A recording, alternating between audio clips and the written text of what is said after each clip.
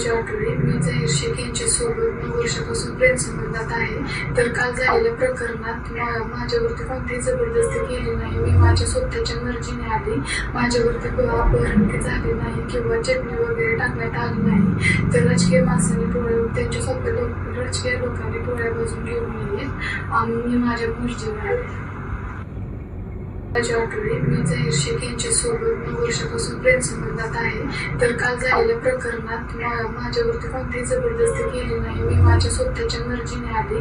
माझ्यावरती अपहरण झाले नाही किंवा चटणी वगैरे टाकण्यात आली नाही. तर राजकीय माणसांनी पोळ्या त्यांच्या स्वतः राजकीय लोकांनी पोळ्या भाजून घेऊन नये. मी माझ्या मर्जीने आले.